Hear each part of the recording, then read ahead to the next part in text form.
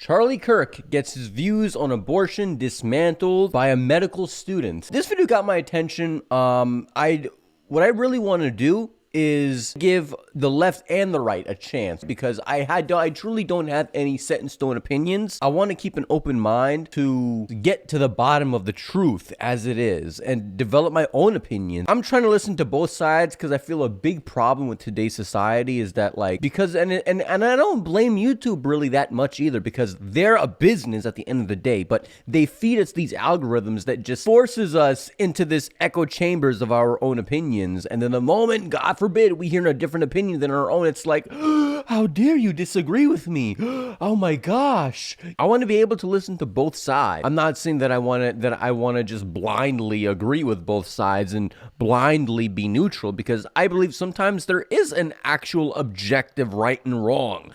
Sometimes it is just black and white, you know, sometimes it genuinely is like that. I do want to be someone who, like, when situations are nuanced, I want to be able to see the nuance in them. And I want to be able to see the truth for what it is, whether it's nuanced or maybe it's not. The name of the channel is The Special Relationship. Okay, so he started it off already by giving respect by putting up, you know, the day and age that Charlie Kirk was born. Let me just slow down the quality so my video doesn't get screwed up. But I will say, before we even play this, I've talked to a lot of you guys in the comments section, and oh my gosh, the 95% of you are like really awesome. You know what you're talking about. You're respectful. You're great people. And then you have the 5%, and they're not evil either. I'm going to be frank with you. They're not evil. They're not bad. However, they're not much different than the left. Again, 95% of y'all can actually handle a respectful disagreement, you know, and that's respectable. But I have seen, after my last upload, there is that little small minority of you who are just as crazy as the left, who will be like it's like you're looking for someone to just be like, I agree, I completely agree. It's like, bro, like, no, you know. So it's like you can't be complaining about the left being emotional and shit, and then you're over there doing the same thing. You know, so yeah, so I'm saying that's part of why I'm neutral. Y'all make me neutral. It's like I can't fully root for a side because shit, you know what I mean? Yeah, like the far left and the far right have their own extremes, man. You know, it's just that, like, but both of them kind of lead to like the same shit, which is basically violence and bullshit, you know, and hypocrisy. So yeah. It's like even the far left, when they throw reasonable, because the far right is crazy too, when they throw shade at the far right, it's like they say, oh, you're racist, that. But then at the same time, the far left could easily be made to be racist too. You know, they divide people based upon class, as opposed to, like, you know, skin color and shit. You know, the far right's more like race based and ethnicity, and then the far left is class based. But sometimes some races are just, you know, I guess by data, like, supposed to be a higher class and lower class and mid class and stuff. So for them, it's like, oh, well, if you're this race and you're at a lower class, or no, if you're this race, like, let's say white people, and you're at a higher class than everyone else, then they're like, well, screw white people then. You know, they're like, let the poor eat the rich. Yeah. You know, so it's like, it still results in violence and racism at the end of the day, just on a whole different other side. So anyway, let's press play on this, okay? Because I've rambled long enough. It's only fitting that we remember another one of his favourite pastimes, debating the biological reality of life with a medical student. At Cambridge, he brought his standard anti-abortion talking points rooted in religious dogma. Unfortunately for him, he was about to go up against the student who brought a textbook. Show your support by hitting the like and subscribe buttons. Okay, let's pause this. So you never miss a video. Now let's watch this together, and I'll give my 2 cents at the end. I don't want to pause this too often, I want to let it roll out and get my opinions. But my point is, let me just be clear with y'all. I think abortion is like, I think it's complicated as shit. Like, I don't have a certain made up opinion. I this is why I said I identify with both sides. Let's start it off by saying this. If this is my daughter and she was, you know what, by all means, I would back her up in getting an abortion. I would feel bad about it, but I would also feel much better about it at the same time. There's no way I'm refusing my daughter, and there's no way I'm going to blame anyone else for getting an abortion in like extreme circumstances like that. I think even most conservatives, or like right-leaning people would agree with me on that too. Far right would not, But my point is, for me personally, if a woman is, you know what, I completely agree with it, which is like, I'm not a snowflake for thinking that. The majority of people think the same way. At bare minimum, I just wouldn't blame my daughter, and my point is, at the same time, like that's the left stance for me. And the other part of the left stance is, I don't believe the government should be allowed to tell a woman what to do with her body. Or anyone, even a man, dare I say that. So I don't even, like, for me personally, it's like, I don't want the government being able to tell me what the hell to do with my life. Like, screw them. Like, I'm not going to die for Uncle Sam because Uncle Sam damn well won't die for me. So, the soldiers will, but, like, Uncle Sam himself fucking won't. Uncle Sam loves taking money out of my damn paycheck. But my point is, yeah, like, I personally believe more in people than I do, nation, things like that. It's just me, and that's why I said I don't really identify as right wing in that way. So here's the right side. I think abortion is wrong morally. I think it is straight up wrong. I think it is morally twisted. I think if it was legalized, a lot of twisted women who are screwed up in the head and are scum and are evil will go out and just get fucking laid all over the place and not care, not even bother with condoms, just to constantly get abortions. Like, shoot, if they could find the right man who can pay for it, why would they ever use a condom anymore? They don't care. Like, there are women out there like that. Like, they exist. Women aren't really like as sexual creatures as men are. But my point is, a lot of women, if they get the chance to just not even try and bother even using a pill or whatever, why would they? They're going to put all the responsibility onto the guy to go like pay for an abortion and stuff. And as I said before, I just think it's completely, if you believe in a morality in any way, shape, or form, if you're spiritual in any way, shape, or form, I don't see how you can claim to be spiritual and think abortion is right. I think abortion is just wrong. Like, if you have any sense of spirituality, you would understand what I'm talking about. It is just wrong, dead wrong. Because that's like tampering with the value of what life is. And sure, even if you want to, like, I know it's subjective, like what the life is, what quantifies as life. But my point is, even if it isn't life at a certain moment, at the end of the day, it's dare I say, if you believe in morality, it's the potential for life. Even that on its own right there kind of adds another, like, it adds another thing that needs to be taken into consideration. Just simply the probability of life. If you're truly a spiritual person, even that itself is going to hold immense amount of weight. So for me, I still think abortions are morally twisted. My point is, I just don't want the government to being able, which I think is even more twisted. I don't think they should be able to tell anyone what to do with their bodies at all. At the same time, I don't believe in defunding the police. I don't believe in that, obviously. But my point is, I don't have trust in the government and whatnot. So, yeah, that is essentially my overall stance. But it really ties back to a key question. does God exist? Because if God doesn't exist or any higher spirituality doesn't exist, then morality doesn't exist.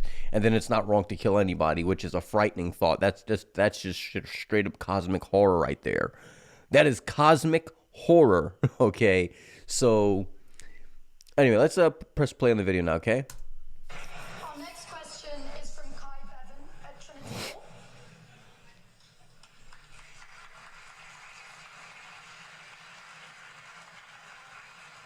So thank you for coming, Charlie. My question to you, I mean, I'm a medical student, and I'm going to throw out the big A word. I know you get asked about it a lot, but I want to Abortion. hear from you what your opinion is on abortion. I knew it. I knew it. Well, the title, obviously, but But let's begin to abortion conception. specifically. Why do you think abortion is wrong specifically? Well, you agree murder is wrong?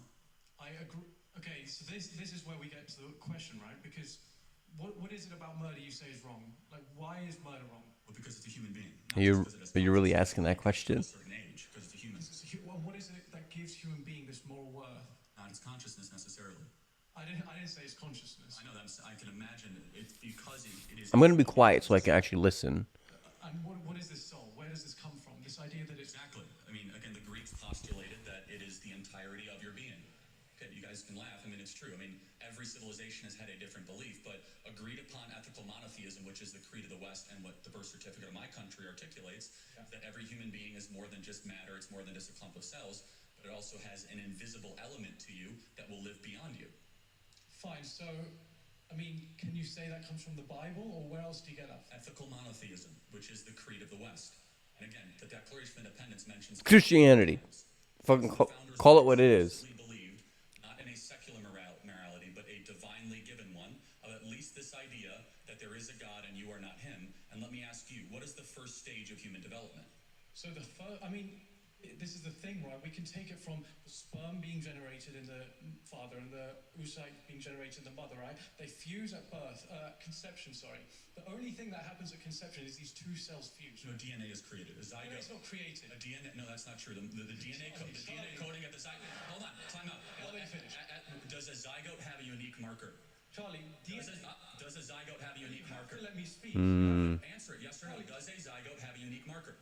Define a unique marker. Meaning, can you differentiate the DNA coding between the mother and the zygote if you examine it under a deoxyribonucleic acid analysis? Can you? Only purely because the addition comes from the father. Oh, so it is something different. Charlie, DNA. Okay, they're getting into territory that's just like a little above my punching weight. The father has his own genome, the mother has her own genome. They fuse. This is why you have the same characteristics, similar ones to your mother, similar ones to your father. That's why you have similar characteristics to your siblings. DNA is not created, right?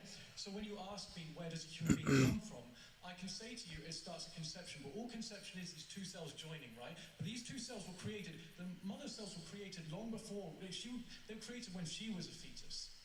So there's none of this DNA being produced, right? So we can't establish, the only thing that happens... That sounds logical to me. These two cells fuse. Now this idea that means that for some reason suddenly that moral worth comes in, but it wasn't there before when you had these two cells who had half the DNA. But suddenly there's a Correct. Yes, something magical happens at that. It's not magical, Charlie. We know about this. Hold on. Charlie. 3, 2, 1, bam. Okay, yeah, that wasn't a point.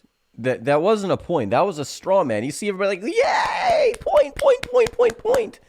Again, the student, it seems like he gave a valid point, right? Which was the idea that, like, these cells existed when she was a fetus. So, like, he gave a good point. That was in my opinion, an objective W point. But then where it was like it wasn't really a point, he's like, yo, it's not really magical. And Charlie Kirk was like, well, no, it is magical. And then the crowd's like, oh, yeah, point. Like, Charlie didn't mean it was legitimate wizardry magic, but you can tell all these people hate Christianity. So they're already, like, perceiving it as Charlie Kirk saying, oh, it's wizardry. It's not some Wizard of Oz type stuff. He meant magic as in, like, it's a beautiful thing. He didn't mean literal magic. It's just straw manning. It clearly shows bias. Like, they're latching onto the wrong things. And I know people are going to say, well, that's not the W moment. That's not the W moment. It's coming up. But my point is, even this moment, like, the optics make it look like he cornered Charlie Kirk here. It makes it look like that. but that's not the case. It's misunderstanding what Charlie Kirk meant by magic. Could have used better words there, but that's not his fault. This is genuinely a case. I know what I said in the last video with Stevie Knight about Charlie Kirk not always choosing his words properly, and this still is that case, but the difference is in this case, this is obvious he had good intentions. Yeah, like this wasn't a W for the student. It was just a complete misunderstanding, and yeah, Kirk wasn't talking about like wizardry. Obviously, I'm not trying to score points. And now you can tell his ego is being boosted like hell. You can tell because now the crowd is like cheering him on right now, and he's like, I'm a good person. I'm a genuinely good person. Oh my gosh. You could tell he's being boosted in confidence. His ego is kind of taking over here. You are trying to score a point. Not been able to yet replicate human life development outside of the womb. We call it the miracle of life because yes, it's something beautiful, the ability to form a new Magical. It's not. You say magical as in it's beautiful. It's an incredible thing that happens, of course. But it's not incredible in the sense we don't know what's going on. There's no new DNA coming out of nowhere. Hold on, but the time out. Isn't there a separate DNA though than the mother? Like Yes, from the father. okay, yes, but it's not the father's DNA either. A new coding is created. Charlie, You are a blend of the two. And so when did your life begin? okay, so When did your life? Let's pause this. I mean, Okay, see, Charlie Kirk is kind of losing it here a little bit. Not as much as like they're making it seem like so far, but he's losing a little bit here. He's like now he's pointing. Now you could tell Charlie Kirk he isn't attacking him, but he's kind of like He's trying to get him to empathize. He's trying to get him to empathize in a way. He is Charlie Kirk. I know people aren't going to like me saying that, but he's trying to get this guy to empathize in some way with the same cause. That's why he's flipping it back on him, and he's like, "What about you?" You know, but that it doesn't. What Charlie Kirk doesn't understand is that that doesn't work with their side. It doesn't work. Like they fundamentally disagree completely. This inevitably, I think this kid is, and this is twisted. I think the kid's low key arguing that life has no value inherently. And I think that is what he's arguing. I'm pretty sure, but that, like he's trying to say like, I get what he's getting at, but that's such a double-edged sword type shit. Like that is a point that may or may not be true. Again, I'm agnostic, so I don't know if God exists or he doesn't. I don't know, and I don't claim to have the answers. I have my skepticism, and I also have my reasons to believe that Christianity is quite logical. I also have my reasons to believe that in general, just theism, even if it's not Christianity, that there is a God in general. You know, I have logical reasons to also believe so. So I'm divided on whether God exists or not. But inevitably, this does come down to, like, does God exist? At the end of the day, you have to answer that first to even say whether it's wrong to do X, Y, and Z. You know, so yeah, they're kind of arguing between apples and oranges here. Like, there isn't even a ring to even have this debate. It's kind of like they're just floating away from each other. Charlie Kirk is saying, like, life has, like, inherent value because God said so. And this kid is like, no, God doesn't exist. Like, there is no value to life, like, objectively. And both of them would be correct if the foundations were correct, like whether God exists or not. But neither of them can prove anything, so they're both just floating away from each other. But the crowd is biased to, like, this kid. again, this comes from what you define as where life starts. You can say life starts at conception, but I'm telling you, I believe that's just an arbitrary point, right? That's just the moment Okay. these two cells fuse. Now you say about this mother thing. So the way DNA is arranged in a cell is it's arranged in chromosomes. Chromosomes are paired up, so you have one from the mother, one from the father, typically in a healthy. He's annoyed here. You can tell he's annoyed. Take those maternal chromosomes out, and you can find that this is who the person's mother is, and you can do the same with the father. Now, the reason you are different to your mother and father is because some of those chromosomes express genes that are different from each other, and so those genes interact, and that's what gives rise to you, right? There's no space for any kind of moral framework to come into that until you consider that a human being is capable of consciousness and of suffering. But if you take that out of the equation, the fact that these two DNA, whatever they call molecules, right? These two DNA molecules are fusing, that does not suddenly flip a switch that attributes moral worth to that individual. This is true. Again, if he's right, this is true. But see, Charlie Kirk's thinking now. He's like, how do I reach this kid? Because, again, the kid doesn't even realize it. This could be so, and I understand the idea. He's basically, the kid doesn't even realize it. And I think, he does. But again, there's a caveat. It's so complicated. He's basically saying life has no inherent value in premise. He's essentially saying evil and wrong just don't exist. The child has no value in general. Of course, there's opinions, and I'm sure what he believes in is the idea of collective moral opinions, right? Like if the majority of people think something's wrong, then it must be wrong, right? According to to the illusion that we could perceive with our eyes, it is wrong.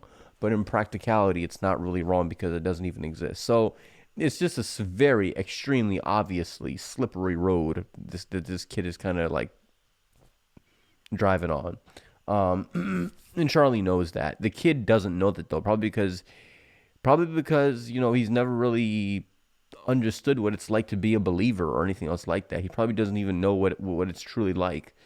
Or maybe something else that I don't really know about. But still, Charlie Kirk's not going to win this, and neither is the kid. I can tell you right now, neither of them are going to win. This is going to end in a stalemate, but the crowd is going to prefer the kid. At that point, you might as well argue that like the mother has no value either. But the kid would say, well, yeah, well, she has an opinion, so it's different. But yeah. I'm just saying, I'm not trying to score points. I'm trying to understand what. Yes, you are. Do you believe that?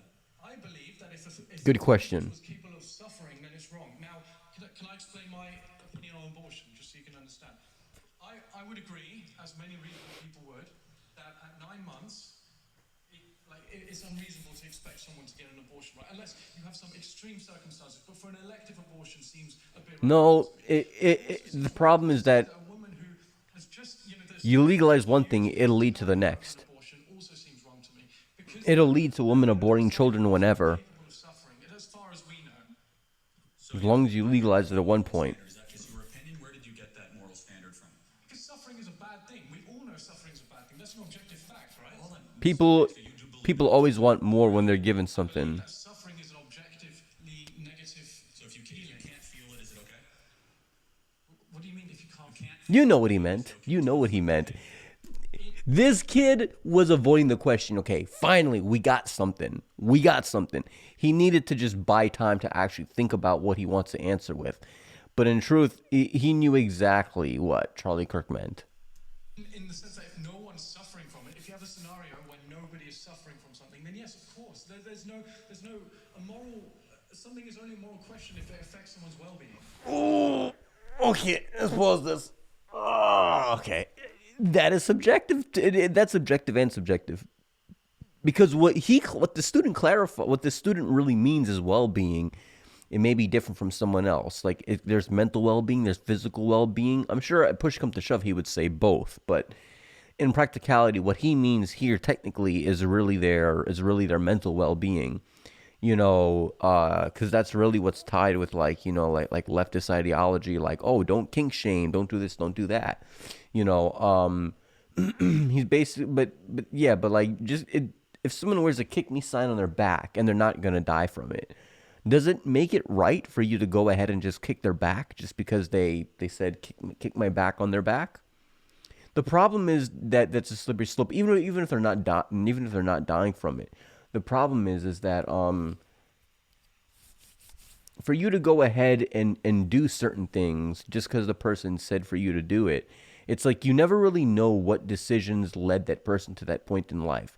Who knows what type of messed up relationships that they've had with their family that might have pushed them to even put that sign on their back or whatever it may be. Who really knows? what they're going through that led them to that point. And for you to just take action and kick them anyway, it's like you're kind of listening to the words of someone who may not be in the right mental space at the moment, even if he thinks he is or she thinks she is, whatever it may be. So, yeah, I disagree with that. Let me just understand this correctly. That if it doesn't affect their well-being, so dementia patients that don't know who they are or where they're from, Okay, let's see. Dementia patients because they're confused about their well-being. Can you imagine a scenario? Or Alzheimer's patients. Charlie. Alzheimer's patients don't really know much about anything. Can we schedule them for execution because they can't technically suffer? No response. So, can you imagine a scenario where we lived in a society where we killed people when they suffered from dementia, were incapable of suffering, and we killed them, right? It's not a scenario that involves an absence of suffering. There's still suffering involved. Imagine you grow up thinking, my dad could be killed at any moment because he's going to get dementia. Imagine living your life thinking, I could get dementia and suddenly I'd be killed by my state. Imagine a world where you slaughter 1 million babies every year in America. Charlie, it's not slaughter. That's the problem. Hold on. It's a forcible removal from the umbilical cord of another human life. Again, we have clarity but not agreement. Biologically, you know that your entire coding began at conception. Your coding, that's or uniqueness. Denying, I disagree with that. Okay, when those two cells fused together, to use your terminology, yes, that is where the process of scientifically accepted terminology. In the interest of time, can we bring this question to a the close? process of human development objectively begins at that moment. Therefore, those human beings are deserving of human rights. We keep going, or do you want to? I think yes. Yeah, you can finish. The process of development begins from the moment the sperm is being generated in the father, the moment the eggs are being generated in the mother. To say that suddenly the moral worth switches on when they fuse doesn't make any sense. That's just a point. Okay, I think because that is when your journey as a human being. When the sperm and egg were separate, you were not yet a fused human being. You were not created uniquely. DNA existed. DNA existed. I thought. Well, no, the parts of your yeah. Your DNA did not exist. It's like saying that we have a full car just because we have all the parts. It was not yet put together until conception happens and the zygote was formed. Thank you. I think we have to get. Can we move on to the next question, please? Pause. Okay, this really was like this was more so just like, is the glass half full, half empty type question. A lot of these questions come down to half full, half empty. It just really comes down to that, in my opinion. I could be wrong though, but you could tell me your opinions in the comment section down below. But I don't think Charlie Kirk really lost that. And the problem is the crowd was biased against Charlie Kirk here. And Charlie Kirk was arguing from one standpoint, and the kid was arguing from a whole different other standpoint. They were on the same topic, of course. They didn't delve off topic, but like there was no common ground. In order for you to even have like a win versus loss type situation in a debate setting, you have to have like some sort of common ground that needs to be established. Otherwise, you can't really win the debate. There is no platform to even like be able to maintain footing so you can actually kick someone. There is no platform that you can actually like step on to actually traverse and move around. There's no platform. So you can't even fight / debate. So it's just kind of like, I don't know, like he didn't really lose the debate there per se, but the student didn't lose either. Like neither of them won. It's just they had completely different perspectives as what it really is. They were not even in the same arena. Anyway, you can tell me your comments down below. All right, what you guys think about this. I think it's definitely a stretch to say that that his views got dismantled. Like, no, they didn't. But anyway, tell me your thoughts, all right? And peace out, guys. Woo.